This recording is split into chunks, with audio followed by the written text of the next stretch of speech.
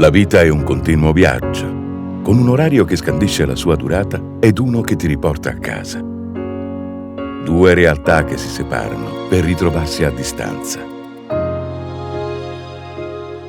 Impossibile fermare il tempo. Tienilo sotto controllo.